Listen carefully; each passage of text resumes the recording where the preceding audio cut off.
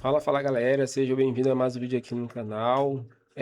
O Palmeiras perdeu de 4-0 para o Novo Horizontino, um placar aí que ninguém esperava, 4-0 e foi humilhante. Vamos ver o que a imprensa falou aí desse jogo. Se você acompanha aqui, já deixando o seu like e se inscrevendo no canal. Então, vamos ver o que a imprensa falou desse vídeo. Mas a maior, como disse Elton Serra, a maior derrota de Abel Ferreira sob o comando do Palmeiras. As piores derrotas do Palmeiras agora na tela para vocês. Na liderança, o que ocorreu agora contra o Novo Horizontino 4-0.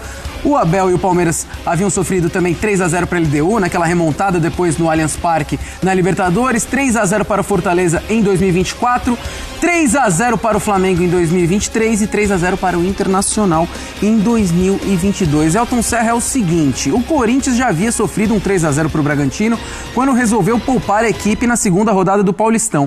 Agora o Abel tentou mesclar a equipe e não deu certo também. Alguns nomes que a gente poderia imaginar que aproveitariam a oportunidade, o Rafael Veiga voltando à equipe titular, o Luigi que entrou e perdeu a bola e saiu mais um gol do Novo Horizontino, deu tudo errado pro Palmeiras essa noite, o Elton. Lembrando também que o São Paulo, obviamente, não enfrentou o Novo Horizontino, mas também já tem sua derrota pesada no Campeonato Paulista, né, para chamar de sua, os grandes da capital, com derrotas expressivas nesse início de temporada. Eu acho que um parêntese é importante, Johnny, a gente fazer para esse confronto. É muito natural que os clubes da Série A poupem jogadores com 20 dias de ano, né? Sendo que o Campeonato Brasileiro, a Libertadores para o Palmeiras, né, chegou a decisão, Copa do Brasil para Corinthians, para Vasco, o Mundial para o Flamengo, tudo isso acontecendo ali no mês de dezembro. Então é natural que muitos jogadores ainda estejam longe do seu ideal. Por isso um time muito mexido, né, nessa equipe do Palmeiras, e era natural que isso acontecesse. O que a gente não imaginava é que mesmo com essa equipe bem modificada, o Palmeiras faria um jogo tão ruim. E é impressionante como quando a gente olha para essa tabela que a gente acabou de ver, das derrotas do Abel Ferreira sob o comando técnico do Palmeiras, as maiores, uma na Libertadores e 3 no Campeonato Brasileiro. Ninguém imaginava que a maior de todas seria num jogo de Campeonato Paulista e num jogo contra o Novo Horizontino, né? Nem foi num clássico. Então, acabou sendo um time que não fez um bom jogo, e a gente está vendo, né, 3-0 da LDU na Libertadores foi no ano passado. Que é um jogo totalmente atípico, um jogo na altitude. O Palmeiras foi muito mal e conseguiu se recuperar no jogo da volta, né, conseguindo chegar à decisão.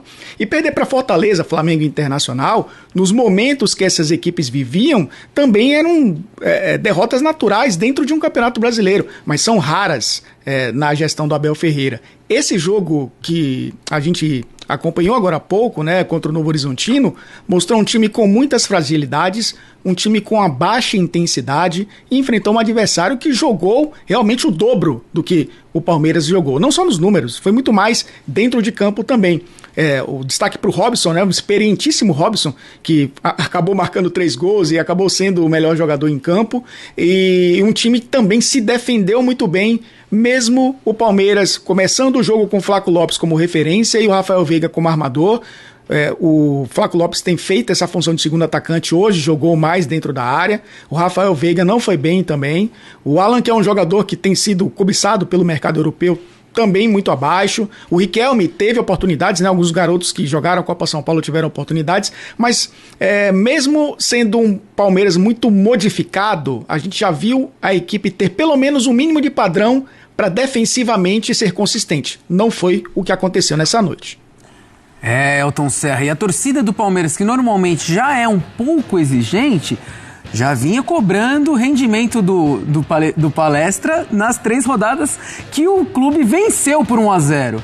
Você enxerga agora também mais pressão em cima do Abel Ferreira, vindo de parte da torcida que já estava cobrando um pouco mais de criatividade, efetividade? É verdade que os resultados estavam acontecendo. Agora, após sofrer uma derrota de 4-0 e vindo também de um 2025 sem títulos, vai subir um pouquinho a pressão? É isso. Eu acho que a pressão ela já vem de lá, já vem de 2025, né? Porque terminar um ano com o maior valor, né, investido em contratações na temporada passada, né, desde que a Leila Pereira assumiu, e nenhum título ter chegado, apesar de, vamos lá, né, só se ganha um. O Palmeiras disputou o título brasileiro, chegou à final da Conmebol Libertadores, chegou à final do Campeonato Paulista, né? Mas acabou sendo um ano realmente onde o torcedor esperava pelo menos um título. E começar a temporada num campeonato onde o Palmeiras é o favorito, né? Você tem, obviamente, Corinthians, campeão da Copa do Brasil, você tem o Santos, que vez ou outra bate numa final também de Campeonato Paulista, inclusive contra o próprio Palmeiras, o São Paulo, né?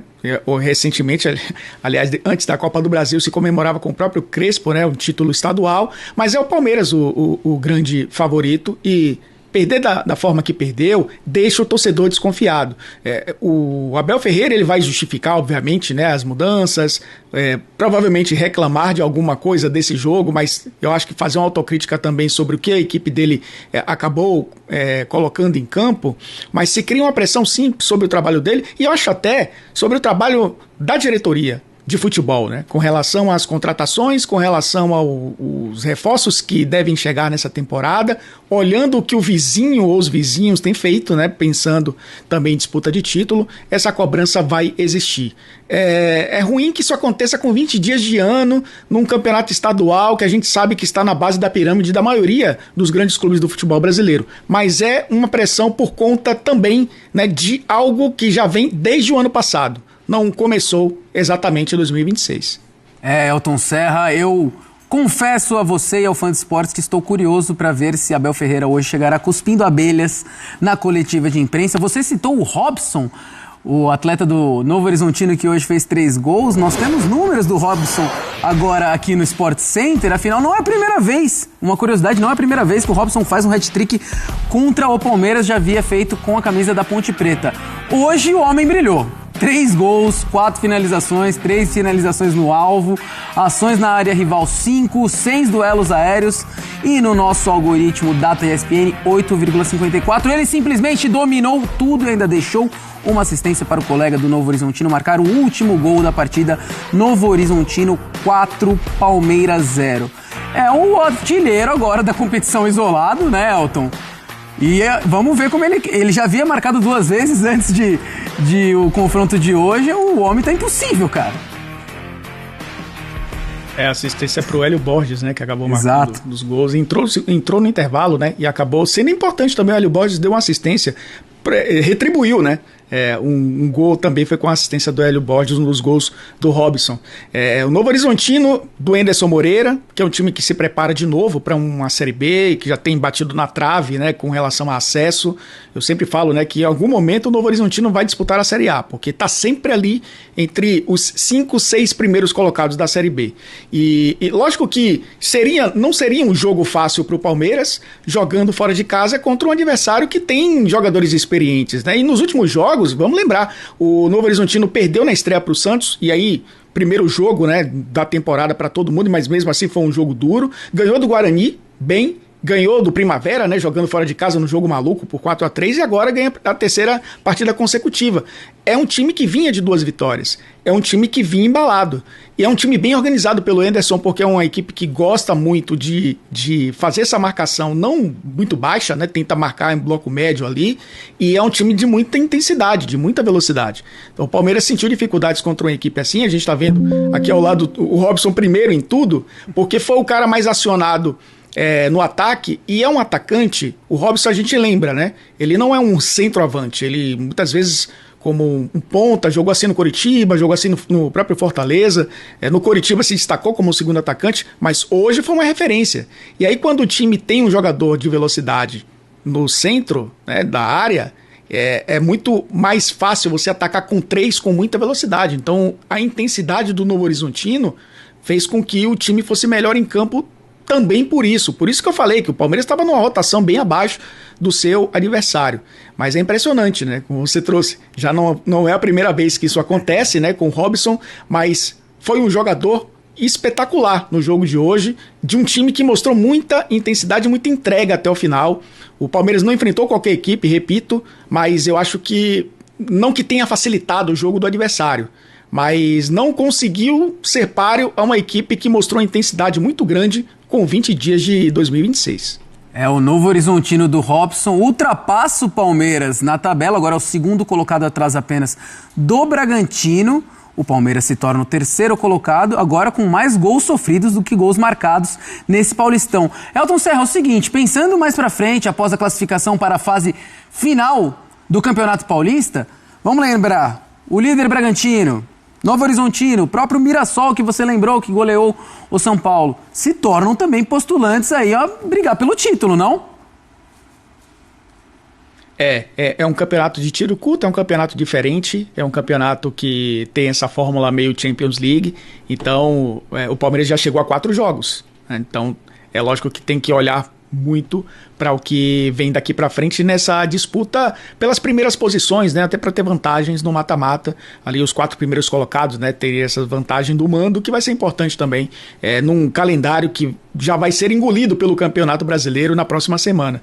Mas, claro, o Bragantino, time de Série A, que é uma equipe que tem 100% de aproveitamento e que ainda vai jogar na rodada, sem ter sofrido um gol sequer, né? O início do time do Wagner Mancini é muito bom, então se coloca assim como candidato. O Novo Horizontino é uma equipe que vem dessas 3 vitórias consecutivas e vai se classificar para o mata-mata. Mas a questão, Johnny, é como essas equipes vão se comportar justamente na fase que importa nesse campeonato, né? Que é o mata-mata, e eu acho que as grandes equipes acabam crescendo. Corinthians, Santos e Palmeiras estão nesse momento da zona de classificação. O São Paulo joga na rodada ainda, tem a possibilidade, né, de entrar também nesse G8. Provavelmente essas 4 equipes vão se classificar e aí entram como favoritas no mata-mata, mesmo tendo equipes de Série A como o próprio Mirassol e o Bragantino, que são 2 equipes que também devem se classificar, apesar do início muito irregular do Mirassol, né? Então é isso, galera. O que vocês acharam dessa atuação aí do Palmeiras? O Palmeiras aí não demonstrou futebol, né? Não demonstrou um jogo bonito, onde a torcida gosta de ver, né? Foi um jogo muito feio. Tomou uma goleada, né? A goleada de 4-0. A maior goleada no comando de Abel. E Abel, ele tá nas cordas, né? Ele não veio tendo resultados tão positivos assim, né? Só ganhando de 1-0. E agora aí, toma essa goleada do Novo Horizontino, um time de Série B, né? Então, precisa rever aí os conceitos aí, reformular a rota, porque senão pode aí complicar durante a temporada. Dê sua opinião aqui, galera. O que você achou do vídeo? Se inscreva no canal e até o próximo vídeo.